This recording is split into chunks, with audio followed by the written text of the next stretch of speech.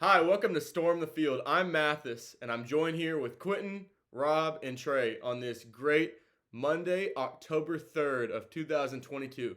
And we are coming off an absolutely fantastic week of football. And we have so much to talk about. We're going to have an absolutely stacked show here for y'all. And we got I owe some people some apologies. And don't worry, I'll eat my words soon enough. But first, before we get into it, please like the video and subscribe to the channel if y'all like anything. Leave a comment, any questions, concerns. Really appreciate it. Go ahead and start off with our headline results for this last week. Ole Miss over Kentucky.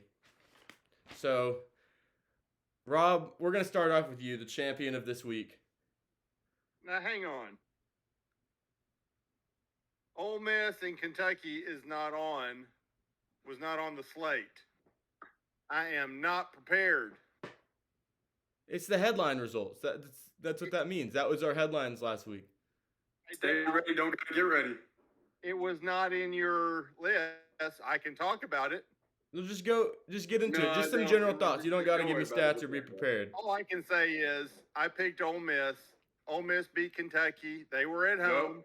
Yep. And nobody scored in the fourth quarter. It was a tight game, 19-all in the third, and Ole Miss kicks a field goal to go ahead. It was a very exciting game, and it if I recall, Kentucky had a chance to win it late in the game, but Ole Miss, I can't remember if it was a turnover or what. Fumble. It was a strip sack. Fumble. Yeah. Oh, is that the game where where there was some in our contingent at on the back patio saying that was a pass and it was a pass. A fumble. The losers had to say that. Yeah. And speaking of which, I believe Trey, correct me if I'm wrong, but you and I differed with Mathis and Quentin on 5 or 6 games, and did we go undefeated? Hey, Rob, we're gonna get on these. Never lost. Hey, Quentin, go ahead. Trey said it was a fumble, and I said per the rules it was a fumble, but I would not have called it a fumble. So let's not get ahead of ourselves and act like Trey was like, oh, the losers.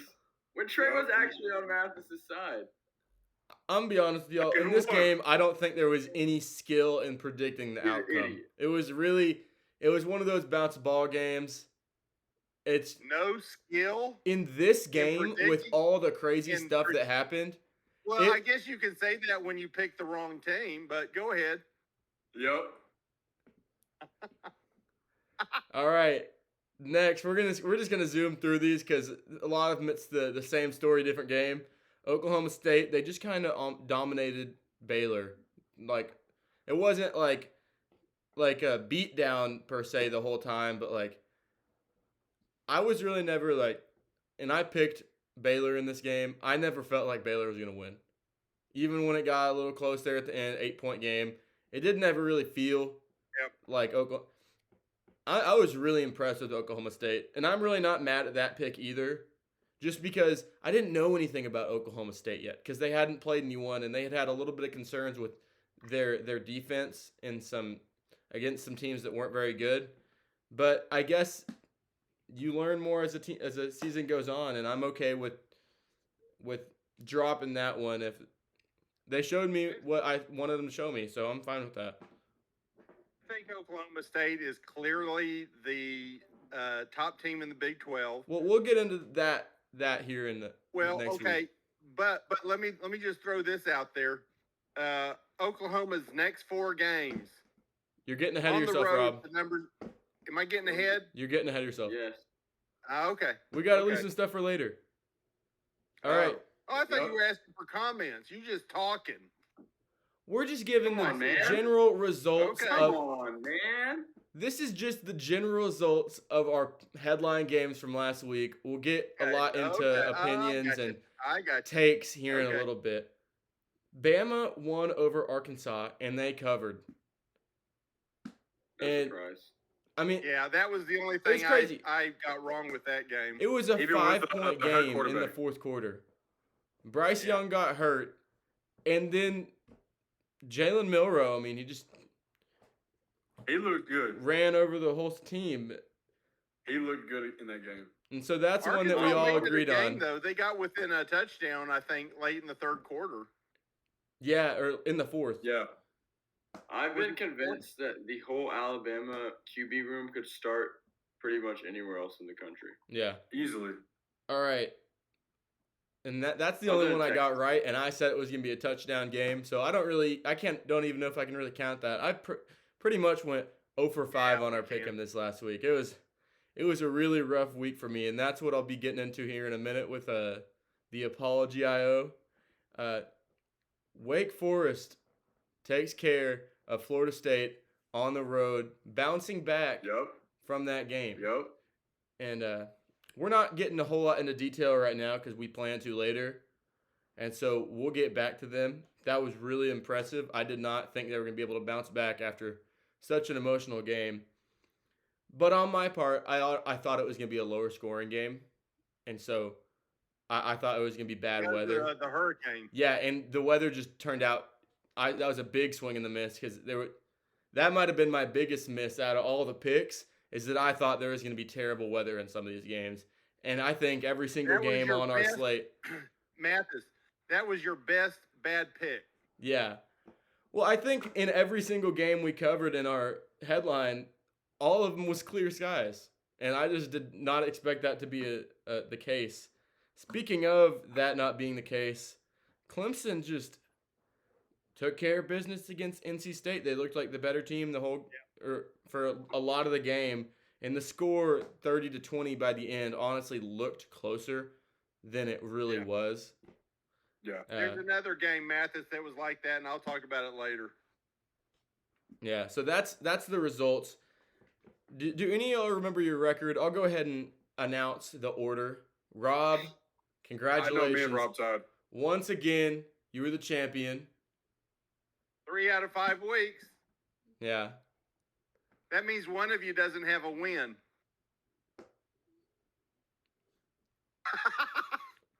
Well, actually, on the screen, Mathis, you got to headbutt the other way. Uh-oh, we lost him. He's a You bear. can lose me. All right, and then second, we got Trey. Trey finished in second this week. Him and Rob, Just because of points. yeah. Well, There's a Trey point and Rob, differential. Yeah. it was a fight between them and me and Quentin, and we definitely lost the fight this week. But I'll get into it again in a second, and so I'm definitely making a change in my strategy with the way I go about things, and this is kind of a call to action for y'all to do the same. And so then it goes me and then Quentin. Kind of a rough week. I don't think any of us, I think just in overall, we all did worse than we have in weeks past. But I think there was just so many unpredictable outcomes like that we all got wrong on. And so, I mean, we're all sitting well above 500 still, so it's not really a concern, but we'll have some better weeks to come.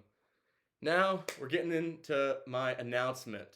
And so this is kind of me talking to y'all. It's kind of me talking to the viewers. I am sorry. I had a bad week, and I think it's because I've been using outdated info. And I think we have a big enough sample size now that I am no longer looking at teams based off how I saw them in the preseason.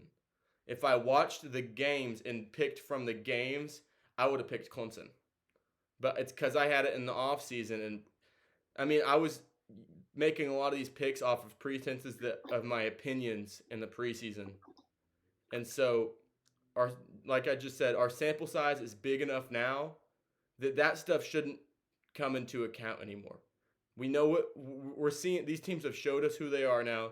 And I think we'll see a lot more of that after this next week because, spoiler alert, this is going to be probably the biggest most impactful week this next week in terms of playoff picture, conference championship picture. There's just so many giant games happening. And so we're going to learn a lot more. But I'm going to start making picks based off what these teams have showed me. And this leads us right. Like this.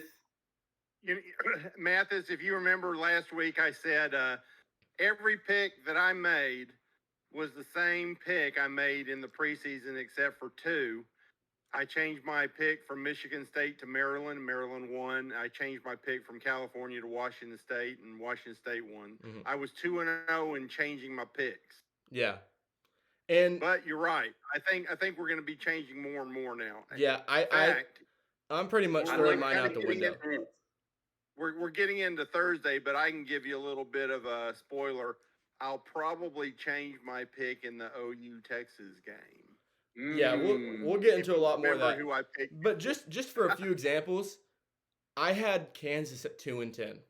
And so kind of the stuff I'm talking about here is they've won 5 games. I'm not going to say, "Oh, well they're going to finish 5-7 now because I picked them to lose the rest of those games." They're a real team. They're not a fake imaginary team that's really your second bye week anymore. That's not the case. Chalk Rock. Yeah, rock Yep. chalk. And I said Chalk Rock. okay, so Florida State, they're not a team that I really expected to be anything this year either. And they're what are they? 4-1, 5-1? They look really impressive. Or I think 4. Yeah. I could be wrong though. Colorado, as it just ironically happens to be, is the exact same thing I Florida predicted them to State. be. Florida State's not getting any respect. They are, I think, 4-1, but all that they just got receiving votes. Well, they're Well, coming they off a were loss. ranked 23rd last week, so it was kind of expected for them to drop out. TCU is another team. Wake Forest for me is another Surprising. team. But I kind of knew that Wake Forest was going to be a lot better than I thought they were going to be as soon as Sam Hartman came back as early as he did. And they look really good. And so that's my spiel. And so we're going to start getting into our actual reactions of the week. Sorry it took us so long. Rob, it's like a Band-Aid. We got to pull it off first. Texas A&M is not who we thought they were.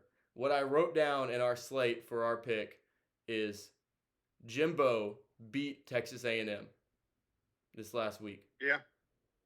I think that's pretty much the consensus nationwide. And I'll say that 42-24 score looks decent, but it was worse a lot than worse. that. Yeah. It was. A&M had 4 turnovers. Max Johnson went out, I think, in the fourth quarter, and Haynes King didn't do terribly bad. He rushed, I think, on his first play from scrimmage, but and got a first down. But it was clearly Jimbo, and then he comes out and talks about, well, we're just not executing. And I can see to some degree that can be the case. 2 interceptions, I think, by Johnson were tip passes by his receivers. But so you can say there's not execution there. But, Max Johnson threw the ball 25 times. And he's supposed to be one of the better receivers. Haynes King is supposed to be even better. And you're just throwing the ball 25 times? I don't get against it. a high-powered Mississippi State offense who's got one of the worst pass defenses.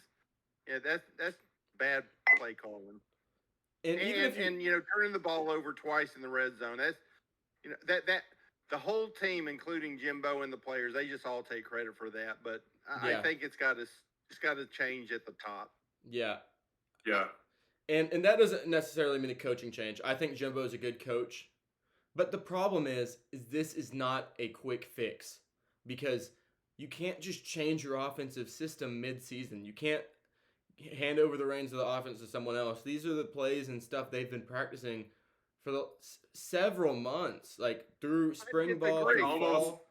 I disagree. 10. Oh. They're not going to be running any plays that they're not used to. They just need to change which plays they're running and the frequency of them. Yeah, Well, especially how big that playbook that Jimbo Fisher has. Yeah. There's just so much. Yeah. But What he needs is an offensive-minded offensive coordinator and let him call the plays.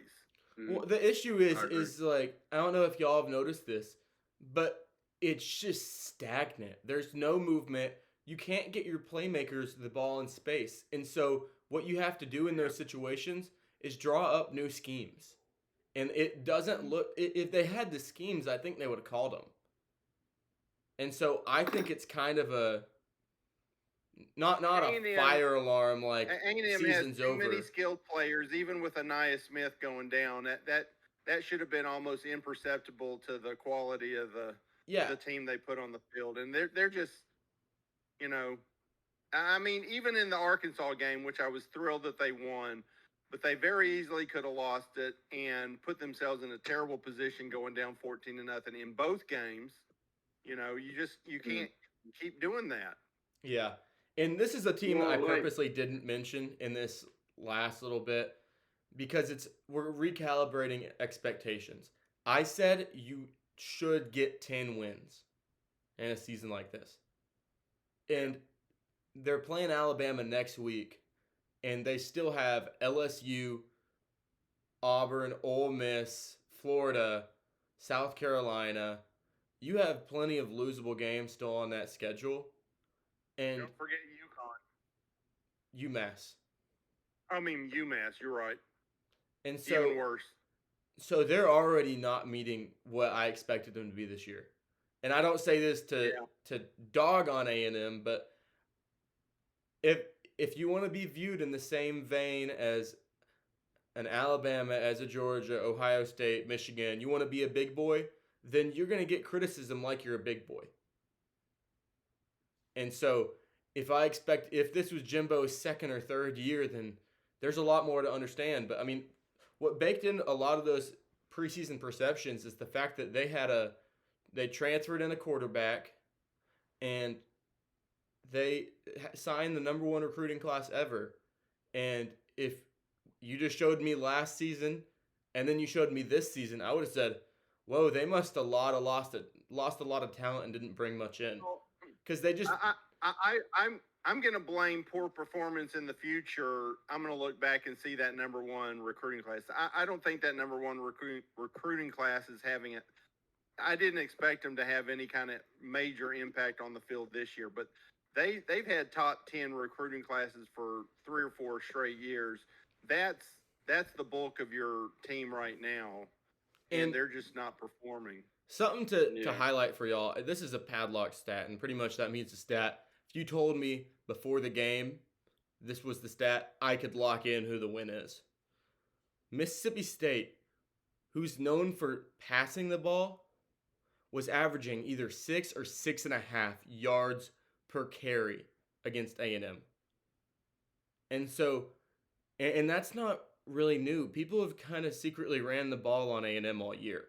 And so that's something you kind of got to be concerned about. And if you look at I don't want to get into the math, but if you look at the standard deviation, it wasn't like, a bunch of long runs and then the Aggies held them for 1 or 2 yards or even tackle for loss. I mean, it was consistently, the average was 6, and they were pretty much,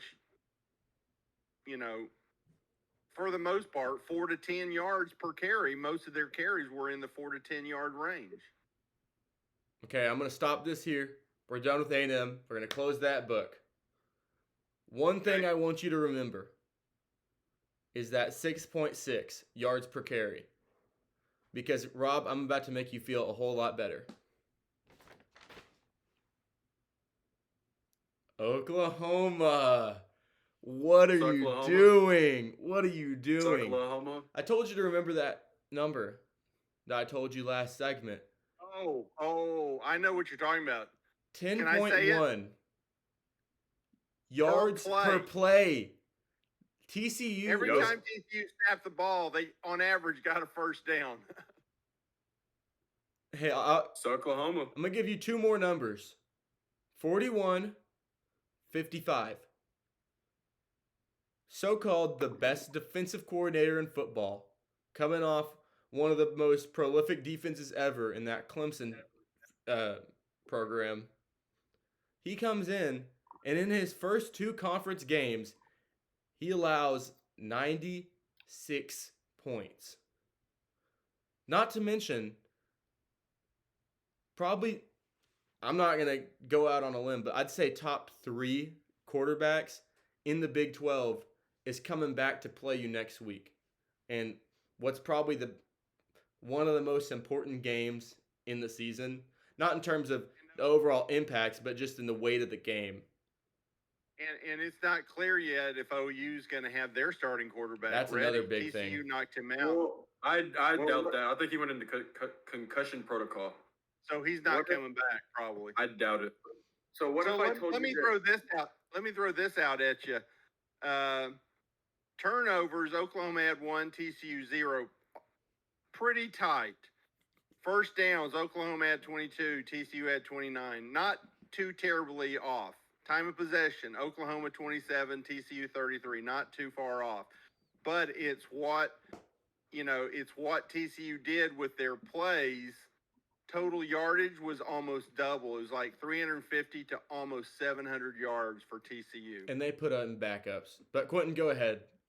I know you're trying to Yeah. talk. Well, what if I told you that 55 to 24 was closer than it was? It TCU was didn't put worse the than that.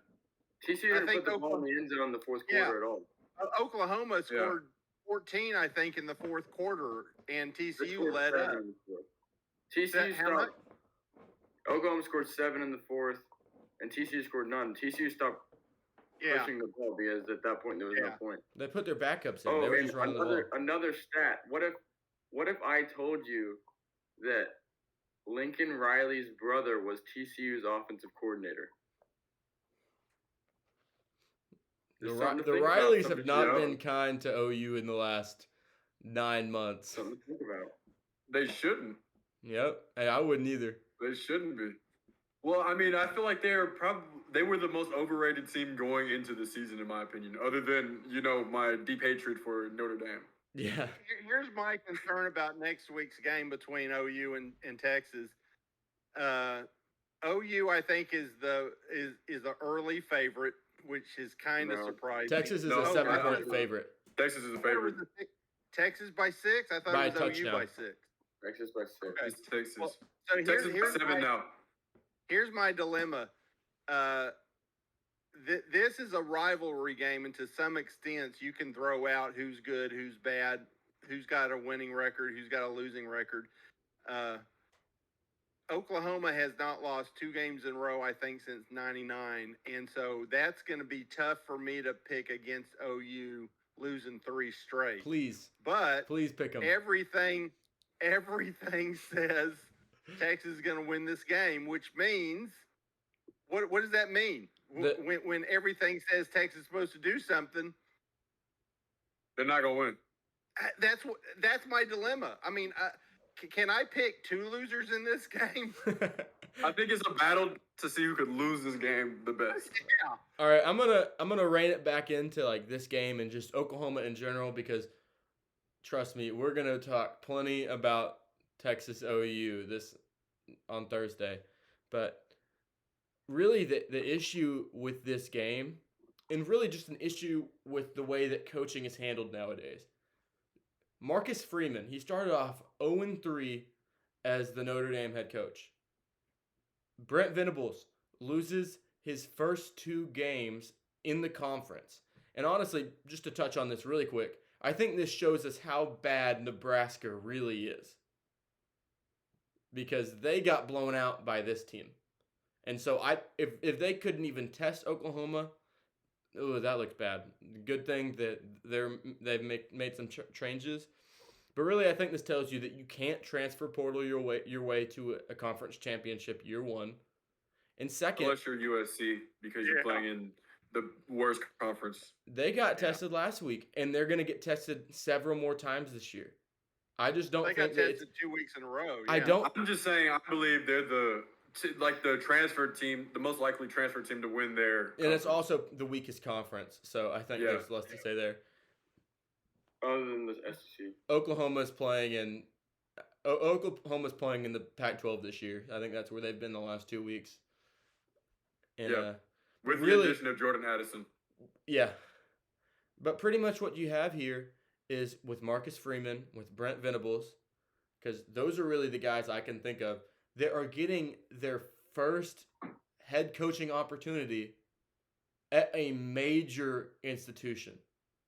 And you can't just put them on the biggest stage and expect them to do great. You can't hand them the keys to that and just expect no growing pains.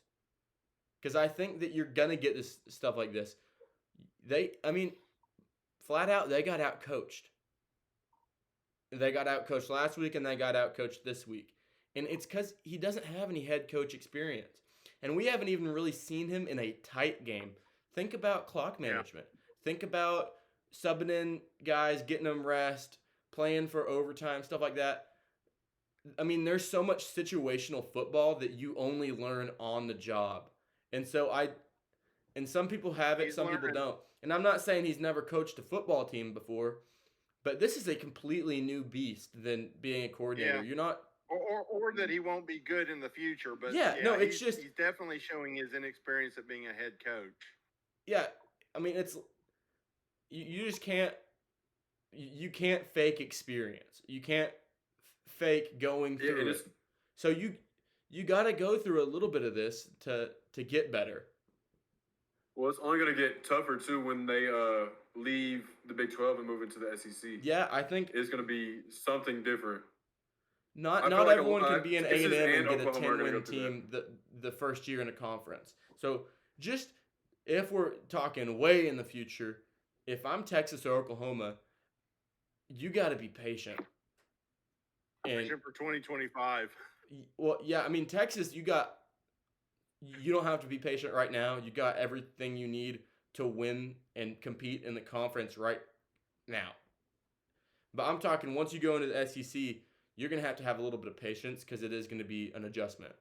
And I think that's mainly what you're seeing. Oklahoma's a talented team that got a lot of guys, but I mean, they got out coached and they got out performed and they got out hustled. And something you got to do, you do have to be concerned about is if you're going to come back from a loss, like if you lose that tough game to Kansas State, you got to have a bounce back game the next week. And because this is their second straight time where they're going to be on the road. And I know it's a neutral site, but they're not at home. They got to make a trip again. They're pretty much going the same distance as they went for TCU. And so I definitely think, I know we said we're talking about it later, but I definitely think this is a rough spot for Oklahoma to be in. Texas got them between a rock and a hard place. And so that's just a quick preview. We'll get into it more. OU is 0-2 in conference play and literally probably at this point needs a miracle to get into the championship game. Yeah. All right. Well, and that could happen in the Big 12. It could. We're running a little behind now. The first thing that has to happen is they have to win out. Yeah. We gotta speed things up here. How good is Clemson? They have absolutely done great these last 2 weeks. And this is another game I picked wrong on. And it's because I picked from my preseason knowledge and not from what I had seen. And my gut was telling me Clemson, especially late. Quentin ended up changing his pick that day. And I got hung out to dry on that NC State. But I died on that hill, and I'm going to move on and be better for it. And so, Rob, what do you think about Clemson and where they stand? I've been giving them a hard time saying they weren't a top 5 team for a few weeks now, and they proved me wrong. They beat their 2 toughest opponents they're going to see all year. They're on the downhill slide of their schedule. And I think another Alabama or Georgia poor performance might vault them into the top 4. Could. Of course, Michigan and Ohio State are going to play each other. The toughest game Clemson has remaining is at home against number 22 Syracuse. And that's right now. Syracuse very easily could be unranked by the time they play them. So I hate to say it. I had Clemson in a 3-way tie and losing out in a tiebreaker and not representing the ACC. I think at this point I have to go 12-0 with Clemson. I think they're a lock for the playoffs. Trey, Quentin, do y'all have anything? I mean, I would agree. I just think there's still a big drop off between Georgia, Alabama, and Ohio State, and then everybody else. But Clemson could be that last team that gets into the playoff, and they've proved it the last couple of weeks with 2 big wins against top. What was Wake Forest? top 15 teams the past 2 weeks. 10 and I think Wake Forest was like 20 23, at 21, the time. something. 23, 20. So 23. But NC State this- was 10. Wake Forest is still a really good team, and they proved that this week, beating FSU on the road, I believe. Yep. Yeah. So, I mean, they've kind of proved themselves to me, and I'm more comfortable taking a Clemson in the college football playoff than like a USC if they went out, because the strength of schedule is just so much. There's I a don't- huge difference between the two. I don't know. I think USC, if they went out, definitely have a chance. I think Utah has a chance. I think UCLA. I mean, there's plenty of teams. Does USC play Oregon and Utah? No, they play their two hardest games this year is Utah and UCLA. But So they are going to play Utah. But you'll have, Yes, they are. if they win out or go with one loss, then they'll have a conference championship that they'll have to win also. Because if you don't win the conference championship in either of those conferences, you don't really have a chance. Quentin, Quentin, go ahead. Yeah, I mean, I'm pretty confident with the rest of their schedule, especially because when they play Florida State. Florida State's coming off Wake Forest and NC State, and then they play Clemson, and that's probably the toughest stretch that anyone's going to go through in the ACC. So it's like I would probably pick Clemson in that game just because Clemson's look good, but Wake Forest look good too. So I don't know. Yeah, but I personally there think is one game. This won't affect Clemson with Notre the Dame. ACC title, but there is one game that could trip them up, and it's just because of emotion. But they go on the road to Notre Dame. Yeah. Yeah. As much as I hate to say it, that could be the game. Good. There's history there. All right. Well, and then Florida State, if they keep playing the way that they are, that could be a difficult game for them too, because they have to go to Florida State to play that All right. as well. Yeah. Final comment on any of this, guys? 12-0, Clemson. It's a Before I lot. stop, They're in the playoff. I want to go ahead and issue another apology, but this one is on behalf of just the sports community, and this apology goes out to Dabo Sweeney and DJ Uyunglele. I think I nailed that. I mean, ukulele. Yeah, I think mind-boggling to y'all, but I think Dabo Sweeney knows how to coach a football team. And I think he might know his quarterback situation better than some of the media. And so sticking with DJ seems like it's been the right move thus far. And just Well, how bad can you be when you're only in the bus for like 3 minutes? Come on, before every home game. yeah. I mean, get real. Yeah, but congratulations to Clemson. That was a good win, and I think that they've gotten through the toughest stretch of their season so far. And while we're handing out congratulations, I'm going to skip one and go back to it here in a little bit. Congratulations to Wake Forest. That was another game that we picked on the pick'em. Quentin, do you want to start? I mean, they look good. I mean, after that Clemson game, I probably should have expected Wake to win that game just because of how Sam Hartman's been playing. So it wasn't that surprising. I kind of just picked Florida State just because I was a little bit under the weather. I just decided to choose real fast. So, but yeah, I think that's a big win for Wake Forest, and they have a pretty light schedule for the rest besides at NC State in week 10. But And then they play Syracuse. If they're still ranked, that's gonna be a game. no, but yeah, I think that how many they're one loss right now. Yeah, their only loss is Clemson.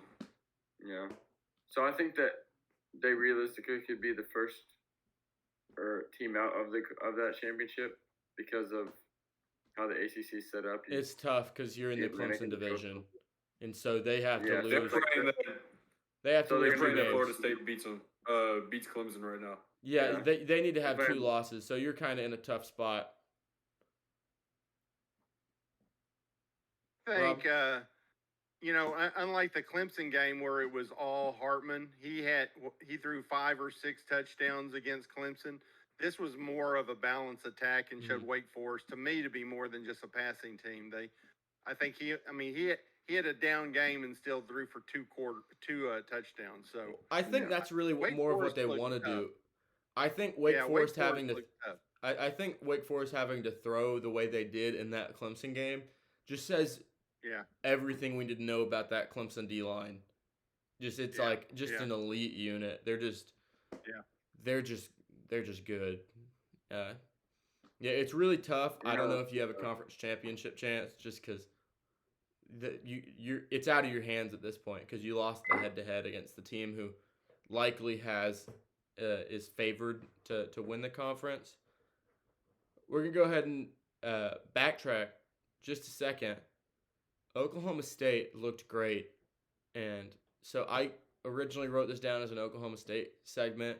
We really covered just about everything we could in our beginning. I got one thing. Go ahead. One thing to say about Oklahoma State is I think right now, like I mentioned before, they are the front runner, but they have got an incredibly tough schedule ahead. Their next 5 games, let me just throw this out. On the road to number 17 TCU. Texas, which is unranked, but you never know what you're going to get with Texas. On the road to number 20 Kansas State. On the road to number 19 Kansas, and then on the road to Oklahoma. The only of those 5 games, Texas is at home. But 3 of those 5 games are ranked, and the 2 that are not is against Texas and Oklahoma. That's a tough schedule. So game, that in-state rivalry, I don't care who's good, who's bad, anything can happen. Anytime Texas takes the field, anything can happen. They could almost beat Alabama, or they could lose to Tech.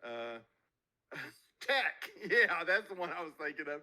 So you just don't know what you're getting. I mean, I could see Oklahoma State could lose all those games, and I wouldn't necessarily call them upsets. I mean, they're on 3 of them are on the road. Yeah, right now. I also would not write off the Iowa State game. Iowa State is not a bad team. They were in all reality, they should have beat Kansas. They missed 3 field goals. So if your special team plays, then you probably win that game. So I would not say that Iowa State's just a write-off game. I think the Big 12 is pretty much open to anyone except West Virginia right now, honestly. I mean, Tech did not look terrible, so I'm not going to write them off. Yeah.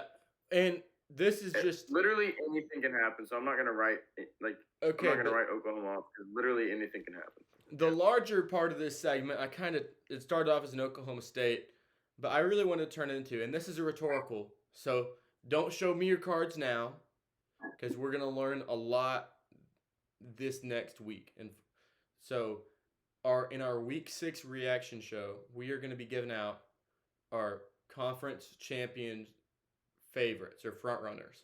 And so mid-year report. Yeah, that's a great way to phrase it. And you can even give me the 2 teams you think are going to play. I want to throw more stuff in there that we can talk about just so we have more content, but we don't have to. We can get as in much or in as little depth as y'all want. And so just throwing that little nugget out there, we are going to learn a lot this next week, especially in the Big 12. We got some really big matchups. We have 2 undefeated, 2 teams that are absolutely can't really afford to get another loss if they want to win the conference. And we have a lot going on. And kind of to wrap up our last point before we get to my favorite reaction episode segment, we're going to talk FSU. What are they going to do these next few weeks? Because they started off, it was 4 or 5-0. And let me just pull up their 4-0. 4-0. They started off, they got a test this week, and they'd kind of already been tested in that Louisville game and especially that LSU game. They fell short in this Wake Forest game, and I just think Wake Forest came out with a fire, and really they just came out with something they didn't really expect. Here's their next few games. Out of their next 4, they're at NC State, Clemson at home, going to Georgia Tech, who just upset Pitt, by the way. They're playing Georgia Tech at home. I know. Yeah, that's at home. Yeah, oh, that's what I meant. I'm Oh, sorry. It's at yeah. And then they're And going then at to Miami. Miami. Yeah. And so you have a really good chance of getting your season back on track. And I say that loosely because you have one loss. But, I mean, they're already kind of exceeding expectations. Yeah. But what do y'all think? They're 4-1 right now. They've got 7 games to go, and of those 7 games, I've got them with 2 clear wins, 3 clear losses, and 2 toss-ups. Yeah, so how do you think they're fair? 5. Huh? How do you think that they'll fare the next few weeks? You don't have to give me their specific wins and losses, but do you think this is going to... I have them losing the next 2 games. So pressure... I don't care. Yeah. Say it again? Pressure busts pipes and makes diamonds. And so do you think this is going to be a diamond team or a pipe team? I just can't see them being much better than what they are. I mean, they're playing 2 really tough teams these next 2 weeks. Georgia Tech, obviously you can't take off that game because you saw what they just did to Pitt. Then they play Miami, which is like, other than Florida, their biggest rival. And that's a game that nobody wants to lose. And so Miami's going to... underperforming. They are, but both teams are still going to have to come out with that fire just because of the deep hatred between those 2 teams. And then Syracuse is playing like they're on fire. So they have big tests coming up. Trey, those are my 2 unknowns. My 2 toss-up games are the Miami and the Syracuse game. Yeah, I would agree on that because. But I have them losing to Florida at the end of the year. Even though that's a home game, Florida, they're not super great, but man, they do show up to play, and that's an in-state rivalry. Mm-hmm. And who's to say maybe a potential SEC game? In the future. Yeah. I think it's a rough stretch. I think you're going to learn a lot about Mike Norvell these next few weeks. Quentin, anything to add? All right. Well, that wraps up our segment so far. We're moving on. Game of the week. And just as a quick reminder, Rob, you go first, Trey, then me, and then Quentin. And that's the order of how we finished in the pick'em. And so, Rob, we're going to start off with you. Give me your game of the week. I have several written down. Trey, I know that you probably have several also. Just give me one at a time, so each person, it's kind of like a draft. Yeah. We all have a chance to talk about I have 6 games. I'll give you one right now. I will say this. None of them are as great as the previous 4 weeks. I think this might be the least exciting week so far in the college football. But I say my game of the week is TCU giving Oklahoma their comeuppance. That was a major shock. Wow. And if you were a TCU fan, oh my gosh, that game, I mean, that started off hot and they never looked back. I mean, TCU literally destroyed them in front of their home crowd, in front of TCU's crowd.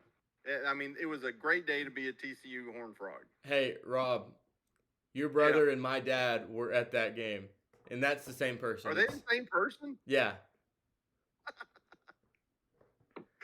Yeah, so that was a pretty fun game to be at, I bet. And I think I had the chance to go, and I decided, no, there's too many good games on, and we might have missed. Yeah. That was a pretty good one. So, Trey, you're up next. It was a show. Yeah, definitely. I have to go with the fan favorite right now. I have to go Kansas, Iowa State. Kansas keeping their win streak alive is something exciting. And it's just interesting looking at it from Kansas. Like, they're not supposed to be this good, and them just winning these 5 straight games is just something unreal. We'll talk about Kansas on Thursday. Yep. All right. So neither one of y'all have taken the number 1 game off my board. And maybe this had my complete and total attention. So maybe that's why it was number one on my board. But give me UCLA, Washington. That was on it. That was on my list. The Friday night game was just incredible. I picked UCLA, and so that might have something to do with it. It was I was sitting in my room watching it, and I was being like obnoxiously loud, and that game went into past midnight, and so I'm sure that my rest people living in my house weren't thrilled about it, but I thought it was a great game. Late in the third quarter, that game was 40-16, and I almost turned it off. And then they scored a touchdown. Washington scored a touchdown, 2-point conversion. Scored a touchdown in the fourth quarter with plenty of time to go and a 2-point conversion. This was a one-score game with like 7 minutes to go that easily could have gone into overtime. After a 24-point lead, it would have been one of the biggest come from behind. All right, Quentin, what's your pick? I'm actually really surprised none of y'all took this game, but Ole Miss, Kentucky. Second off my board. That was a very good game. All right. That's on my list too. All right, Rob, you're back up. We're just going to keep going until we've talked about all the games that we wanted to hit. This probably would have been higher on my list had we watched the game. Georgia, Missouri. Yeah. Missouri had a lead going into the fourth quarter, and then Georgia scored 2 touchdowns in the fourth quarter to win, I think, 26-22. They led 22-12 going into the fourth quarter. And, I mean, we were pretty much just watching the box score on that game. I think we ended up watching the last half of the fourth quarter. Yeah. We basically saw all of Georgia scoring, but that would have been much bigger had Missouri pulled that off. Yeah, NC State, Clemson was on the main TV, and the second one was Texas, West Virginia. Trey? Second game? I think I'm going to have to go Alabama, Arkansas. I mean, up until the very end where Alabama rattled off, I think, 3 touchdowns in a row. It was a pretty interesting game, especially with Bryce Young going down. And then Arkansas crawling their way back to get it to a 5-point game or a 1-score game. And then Alabama just putting their foot on the pedal and playing amazing to end out that game. It was a pretty interesting game to watch, in my opinion, and it was pretty enjoyable, so I'm going to have to go with that game. All right. I'm going to go with something that it's kind of, I bet it's off y'all's radar. I just mentioned it, so I'm going to go Texas, West Virginia. And I know that our one viewer probably remembers that I said that we weren't going to learn anything about Texas this week, really. Unless they played bad, because I didn't really think it was going to be a test. What I was impressed with was the fact that they responded so well. I think they really came out and they were aggressive, and it looked like they were kind of trying to make up for some lost time. And I was really impressed with the way they carried themselves. I mean, you look at like the box score, and you're like, oh, it was 20-38, not a huge win, but I mean, they covered, and I mean, they scored, 10, 12 points in the second half. They only gave up 3 touchdowns the whole game, and one of them was like right at the end of the half, and it never really felt close. Like the touchdowns, they played like they did against Alabama with enthusiasm, and they were aggressive.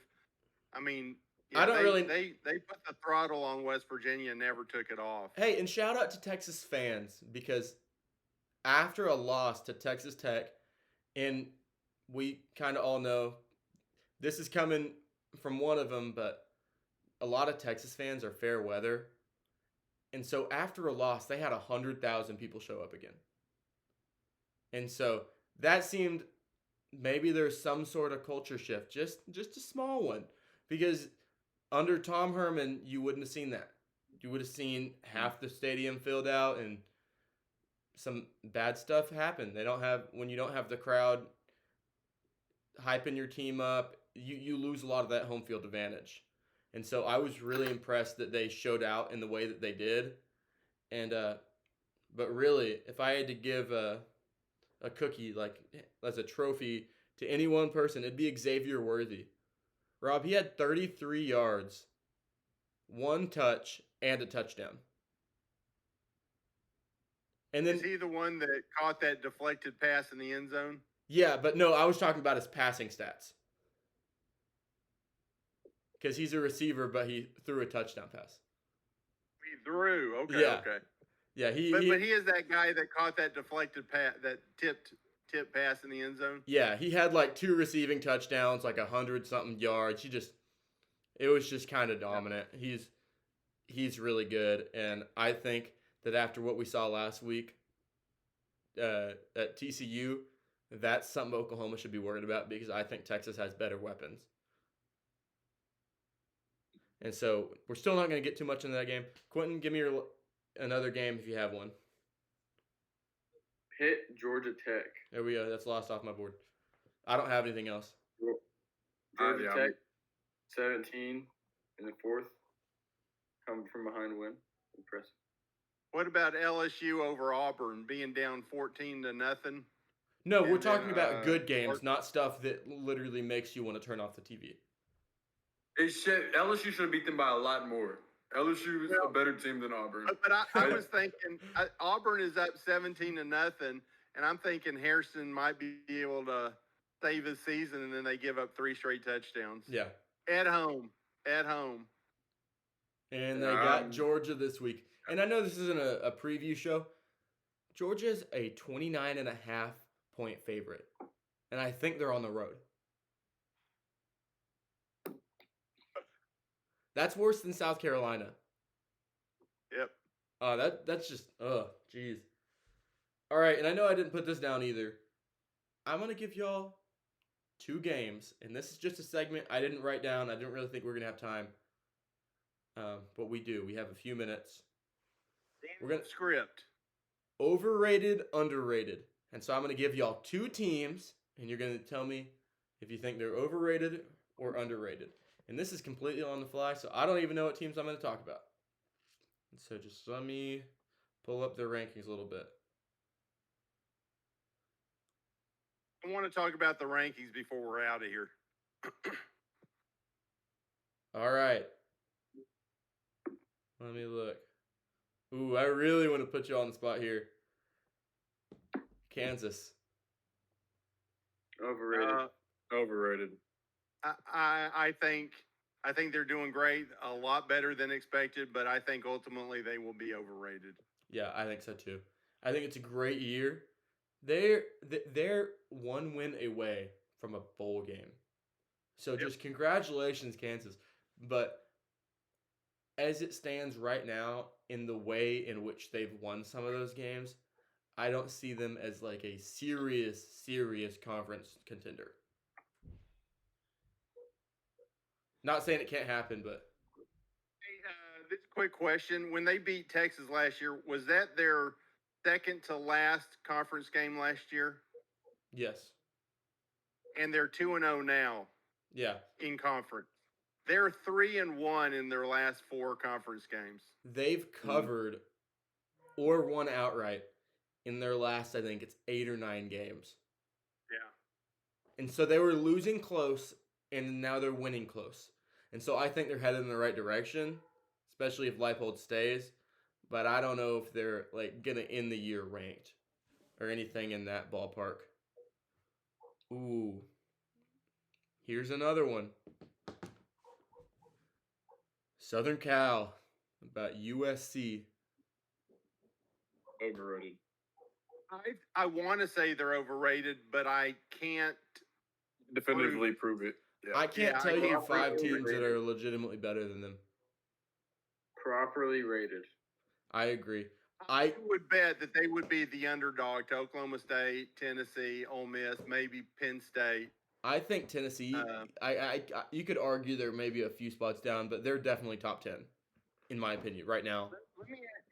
let me ask you guys this question. This is what I wanted to ask. There are 4 undefeated teams between 17 and 25: TCU, UCLA, Kansas, and Syracuse. Mm-hmm. Who will stay in the top 25 by the end of the year? UCLA. UCLA. UCLA. Easily TCU, UCLA. Kansas, and Syracuse all dropping out, you think? Maybe TCU. I think UCLA is the best team out of all of them. Yeah, I Now, think so here's, too. here's something interesting. The top 10 teams are undefeated, which I think is very rare for the AP halfway through the season. They'll justify a one loss Notre Dame or whatever, but after the top 10, you've got 6 one-loss teams, and then you pick back up with TCU. TCU is the first undefeated team not ranked with the other undefeated teams. Yeah. Yeah, I'm I excited. I I think think, this is one of the first weeks they got it right. To be honest. honestly, though, I think loser of Kansas TCU is probably going to be unranked again. Yeah, Yeah. probably. Yeah. Just because I think when you had such low expectations coming into the year, they want to Yeah. they want to be proven right, and so I think Yeah. they don't want either of those teams in there. They don't like being Yeah. wrong from the beginning of the year, so I think Yeah. they're going to kick them out. They Maybe don't. not. If Kansas loses, Kansas will definitely drop out. But if TCU loses, they may not drop out because they beat number 18 Oklahoma. Yeah, So yeah, I think can see that. Only, With as hard as it was for Kansas to get in the top 25, I think the writers are just looking for an excuse to drop them out. Mhm. So I think so too. I think they could go 7-1 and be maybe ranked 25. You know, I Yeah. think any loss in the next couple of weeks and they're probably dropping out. There's 7 If they new beat teams. if TCU and Kansas are playing, right? Hmm. If Kansas beats TCU, they move up 1 spot. mm-hmm. And then they lose. They're 6-0. If they lose their 7th game, then they're dropping out of the top 25. Yeah. All right. Well, I think that's all the time we have. We covered just about every game that I thought we should. And so I don't really feel the need to go into the rest of the games. So I think that's it. We might have 10 games to talk about. And so Yeah. it's either going to be Yeah. all we talk about. We might not have time for upset alert. It might just be something we do as we're going on. But I think we're going to have about 10 games that we're going to have on the slate. And so we're just going to have to go. I mean, if we have 10 games and spend 5 minutes a game with intros and transitions and all that, that's an hour-long show in itself. Yep. And so Week 6 is the best week. no time to mess around. Week of the year. I am so excited. Yep. But I'm also scared because this is going to mean we're about I am halfway too. through the season. Yep. That's insane. Feels like we just started yesterday. We really appreciate y'all watching. Follow us on any of our social medias. Like the video, subscribe to the channel, leave us a comment. Thank you for watching. We really appreciate it. And we will see y'all later.